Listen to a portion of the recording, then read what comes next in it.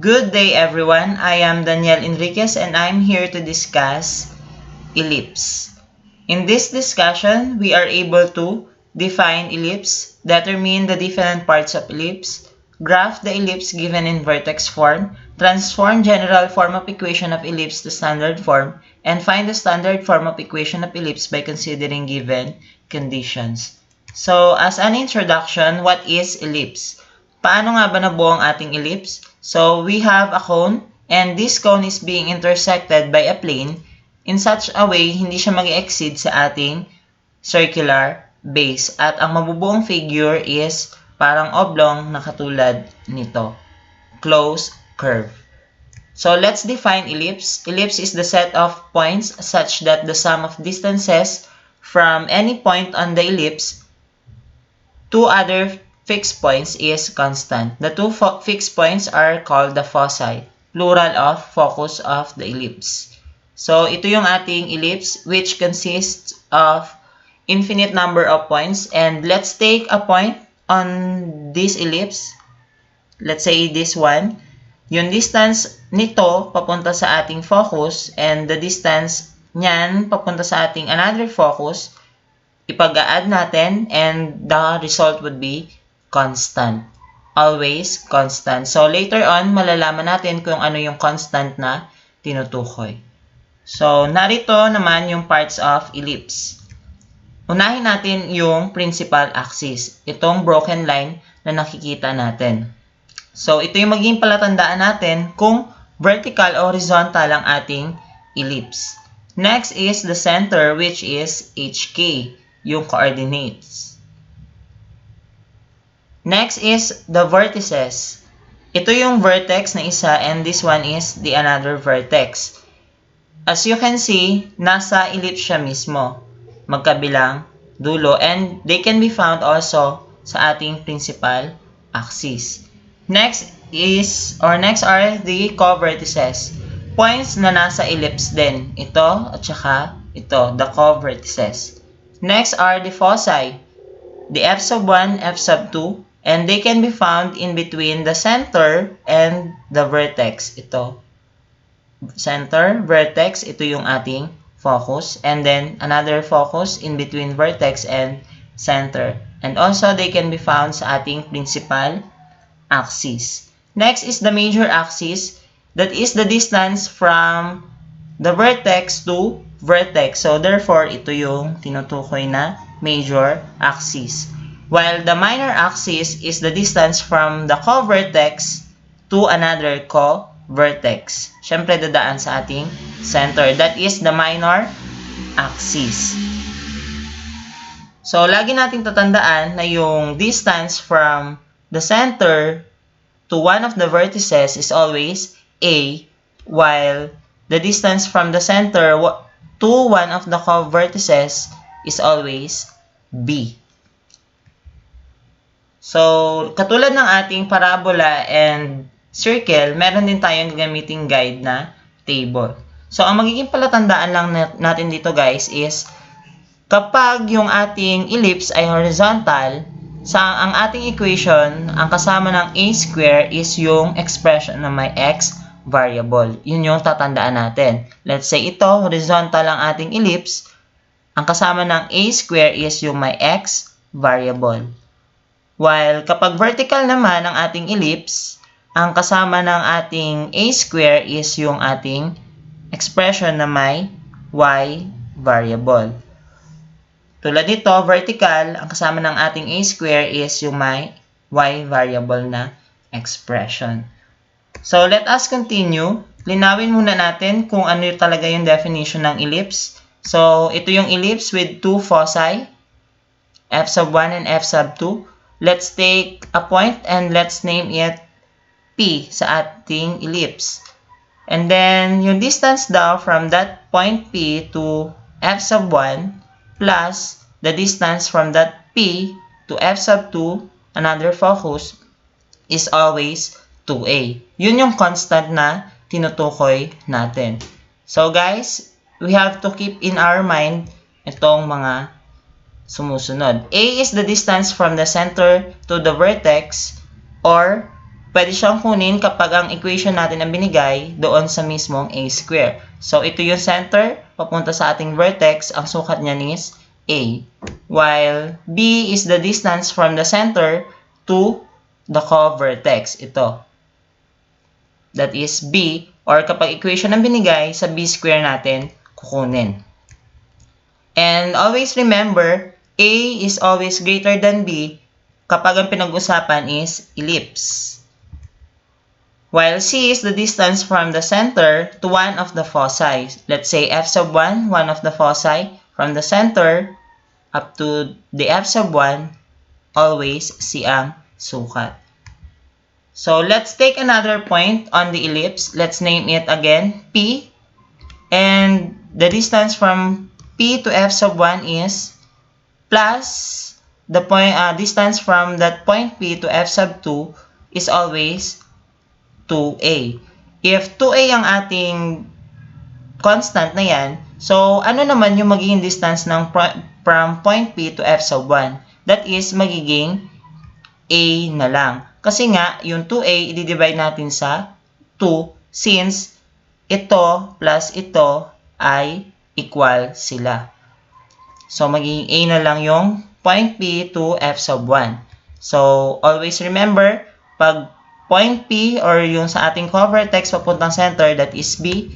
And then, from the center to one of the foci, that is C. So, ano yung figure na nabuo natin? That is right triangle.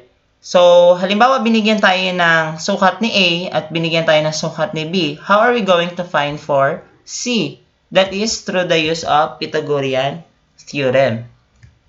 So, ano nga ba yung Pythagorean theorem? So, wag tayo malilito. Since nasanay tayo na ang hypotenuse natin ay laging C, this time, for the sake of ellipse, gagawin muna natin A. So, A, ang hypotenuse square equals the square of the two other legs, b square and then c square, then i-add, that is the Pythagorean theorem. So, how are we going to find for c? Yung b square, ilipat natin sa left side, magiging negative b square. And then, extract the square of c square, magiging square root of a square minus b square. So, to get for c, we use the formula c equals square root of a square minus b square. So guys, ito yung mga dapat nating tandaan. So let us have an example. Find the coordinates of the center, vertices, foci, and co-vertices, and then sketch the graph of ellipse x square equal over 16 plus y square over 9 equals 1. So here's the list of the parts of ellipse na kailangan nating hanapin, and ang magiging guide natin ay ito from our table. Bakit ito yung ating magiging standard equation? Kasi nga, always remember, A is always greater than B. So, alin ba yung mataas dito sa dalawa? 16 or 9? So, magiging A natin or A square is 16, while yung B natin or B square is 9. So, since ang ating ellipse ay horizontal, ito yung ating magiging principal axis. At ang ating origin, ang center is the origin itself, which has coordinate 0, 0. Next is the vertices. Paano natin siya makukuha? Ang sukat niya ay A from our center. So, alin nga ba ang A? Dito siya manggagaling, that is A square. Sa ating equation, that is 16. So, equate lang natin yung dalawa. Magiging a square equals 16. Then, solve for a equals 4. So, ito ang ating value ng a. Ito yung guide natin. Magiging 4, 0. And then, the other one is negative 4, 0. Next are the co-vertices. B. Paano natin masosolve yung b? That is manggagaling sa ating b square. O, i-graph pala muna natin or i-plot muna natin yung vertices. So, magiging 4, 0 and then negative 4, 0. The co-vertices, dun siya manggagaling sa b square, yung sukat niya. At sa ating equation, that is 9. B square, equate natin yung dalawa. Magiging b square equals 9. Then solve for b, that is 3. Therefore, yung sukat from our center to co-vertices ay 3 units. So, ito yung guide natin, magiging 0, 3, and then 0, negative 3. Next are the foci. C. So, again, ano yung gagamitin natin? That is C equals square root of A square minus B square. But before that, i-plot muna natin yung ating co-vertices. Ito yung magiging 3, 0, 0, 3 rather, and then 0, negative 3. The foci, yun na yung ating ellipse na graph. Yung foci can be solve yung C by using this formula, A square minus B square. So, C equals 16 minus 9.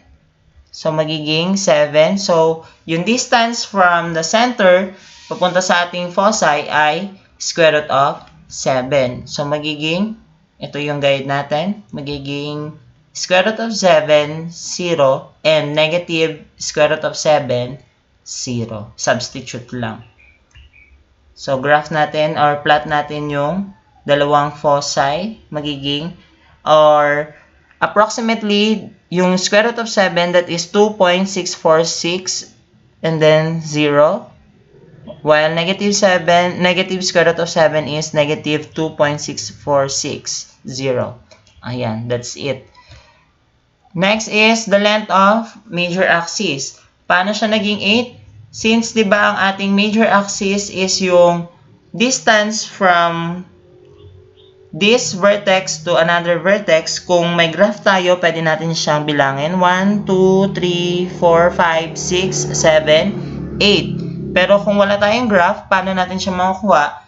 Doon siya manggagaling sa a square, that is 16.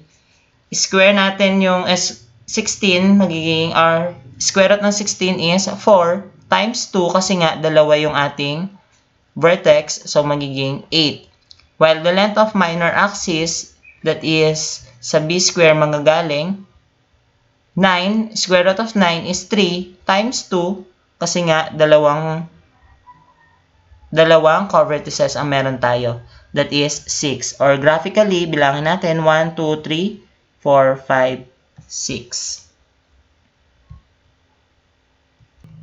So, that's it.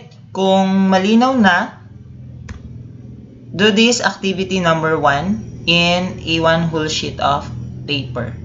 So, let us continue by having another example, but this time, the center would be HK. Find the coordinates of the center, vertices, foci, and co-vertices, and then sketch the graph of the quantity of x plus 5 square divided by 4 plus the quantity of y minus 6 square over 9 equals 1.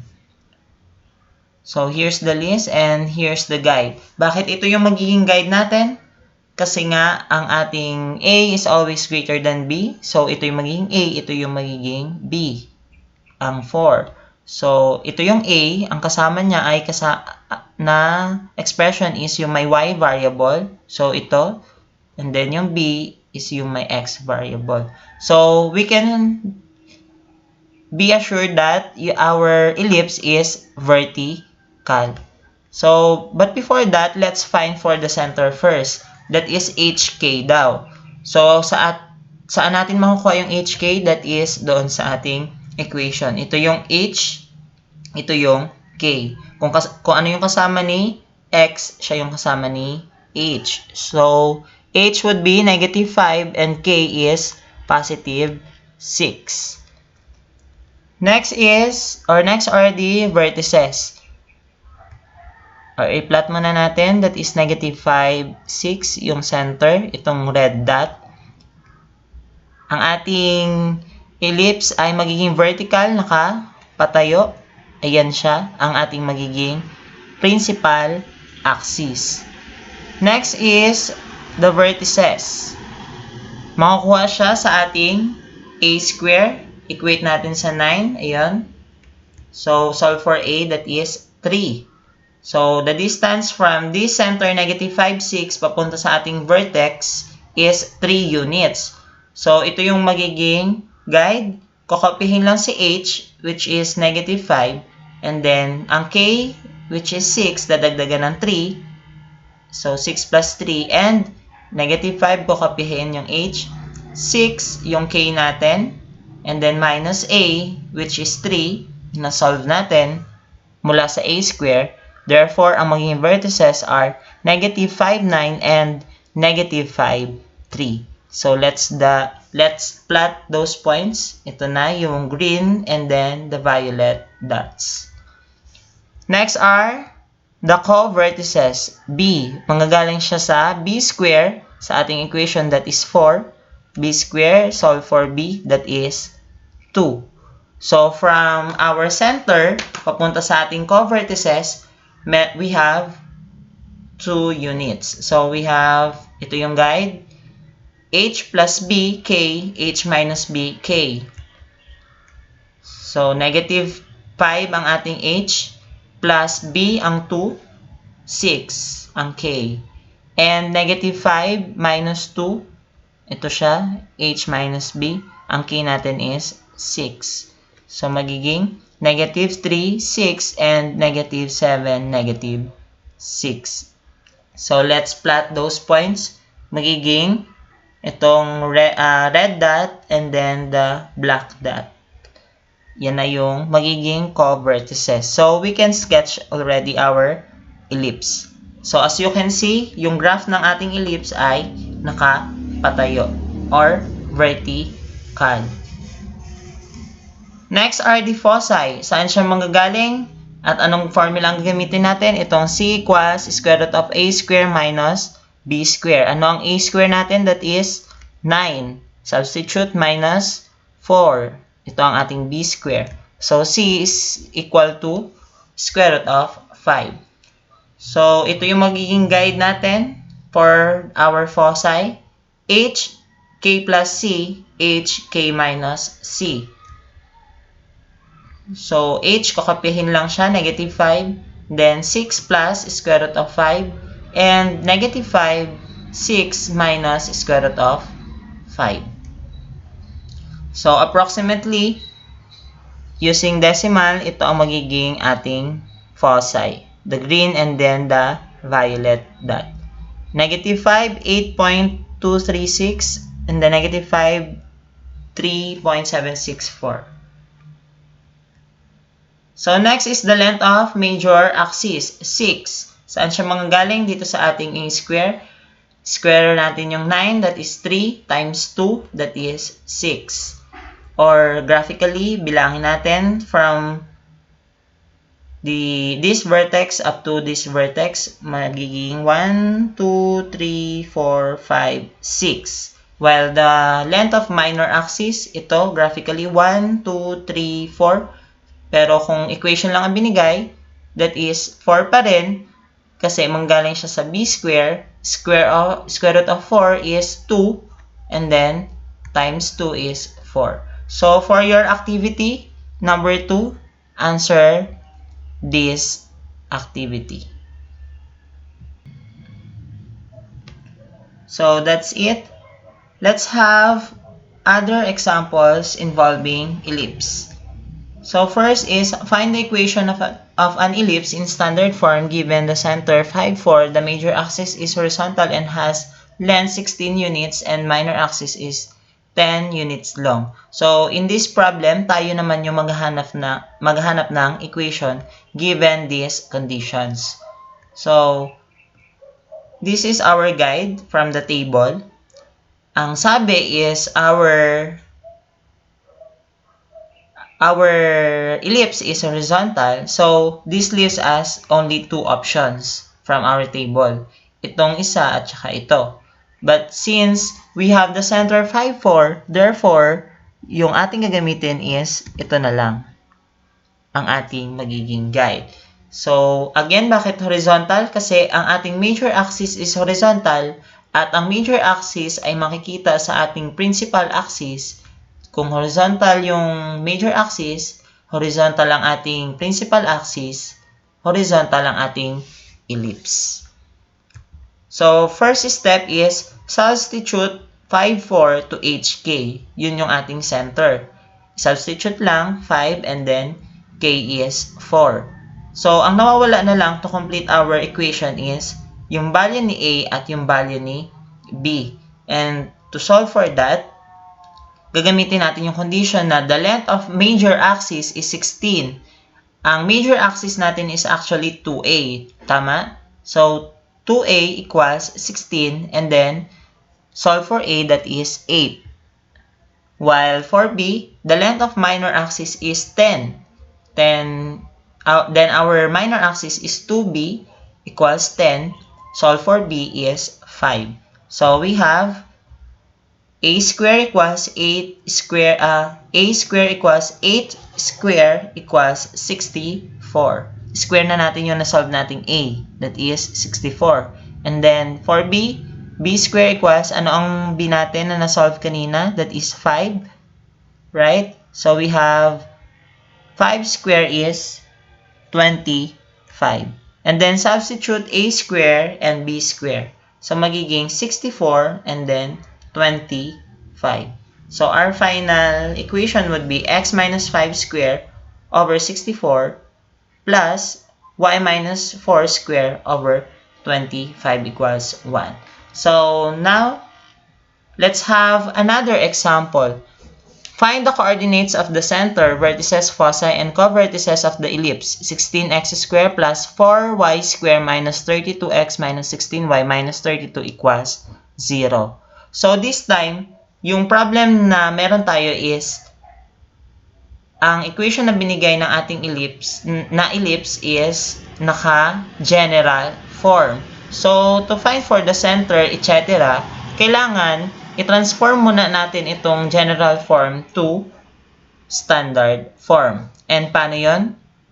Use the completing the squares to transform the given equation to standard form.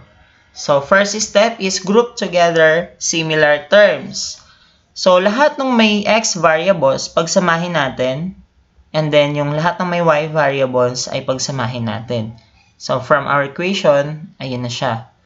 Next step is factor out 16 in the terms involving x. So, di ba, pinagsama-sama natin yung may x variable. Ifa-factor out natin yung 16. Bakit kailangan yung 16? Kasi nga, kailangan yung x na to na may square, ang kailangan niyang coefficient ay 1 to perform the completing the square. So, in this terms, kailangan i-factor out yung 4. Next is, pwede natin i-complete the square yung x square minus 2x. Paano nga natin gagawin yon? That is, yung negative 2, i-divide natin sa 2, and then, ang sagot is negative 1, and then square it, magiging positive 1. Next is, yung y square minus 4y, to complete the square, or para maging perfect square trinomial, yung negative 4, i-divide natin sa 2, that is negative 2. And then, square natin, that is magiging positive 4. Negative 2 square is positive 4. Equals, paano naman nagkaroon ng plus 16 plus 16 dito? Natatandaan ninyo yung finactor out natin 16, imumultiply natin yun sa 1 na dinagdag natin sa ating x square minus 2x. So, that is 16 times 1, magiging 16. And then 4 times positive 4 is also 16. Bakit kailangan natin i-add sa both sides or sa right side? Kasi nga, this is an equation. Kung ano yung ginawa natin sa left side, ganon din yung idadagdag natin sa right side. So, to simplify this, magiging 16 times the quantity of x minus 1 square. Ano yung ginawa? Finactor tong x square minus 2x plus 1 in such a way na yung binomial natin ay pareho. Square plus 4y minus 2 square. Ito ay magiging y minus 2 square equals 32 plus 16 plus 16 is 64. And to simplify, divide both sides by 64. Bakit kailangan 64? Kasi nga, kung mapapansin natin ang standard form equation of an ellipse, laging ang right side ay 1. Therefore, kailangan nating i-divide yung whole equation by 64. So, magiging 16 divided by 64 is 1/4. 1 na lang dito, 4. This should be plus. And then, 16, bakit siya naging 16? 4 divided by 64 is 1/16 equals 64 divided by 64 is positive 1. So, hindi pa siya tapos kasi tinansform pa lang natin ito sa ating standard form of equation. Ang goal natin is to find for the center, vertices, etc. So, ito yung ating magiging equation. So, what do you think is the orientation of our ellipse? Is it horizontal or vertical? That is vertical. Kasi nga, ito yung ating maging a square kasi nga ay 16 mas mataas kaysa sa 4. Ang kasama niyang expression is yung may y variable. Therefore, that is vertical. So, ito yung magiging guide natin. So, find for the center. That is 3, 2. Dito siya nag-aling. X minus h. That is magiging 3. Y minus k. Magiging positive 2. So, to solve for a, at para makuha yung vertices, we have a square equals 16, tama? And then solve for a, that is 4. Therefore, from the center to the vertex, there are 4 units. So, ito yung magiging guide. H, k plus a, and then h, k minus a. So, h kokopihin. Ang k natin is 2 plus 4, and 3, yung h, ang k natin is 2 minus 4. Ang a ay 4. So, magiging 3, 6, and 3, negative 2. Next are the co-vertices. That is from b square equals 4. Bakit equals 4? Kasi nga ito yung ating magiging b square. And then, solve for b, that is 2. Therefore, the distance from the center to our co-vertex is 2 units. So, we have 3 plus 2. Ito yung ating magiging guide. 3 ang ating h, plus ang nasolve nating b is 2. And then, k kopyahin, that is 2. So, 3 plus 2, 2. And then, h minus b. Ito ang h natin, minus, ang b na nasolve is 2. And then, k is also 2. So, 5, 2, and 1, 2. Next are the foci. That is using c equals square root of b square minus a square. So, ito ay correction. Dapat ito ay c lamang. C equals square root of 16 minus 4, that is 12. So, that is using this guide. We have h. Anong h natin? That is 3. And then, ang k natin, ang dadagdagan natin ng c. That is plus square root of 12 and 3. And then, 2 minus square root of 12. Ito yung guide. So, that would be all. For more information about our topic ellipse, here are the references that I used. So, you can visit these sites or you can use the module of Irma Diliomas. So that would be all. Thank you.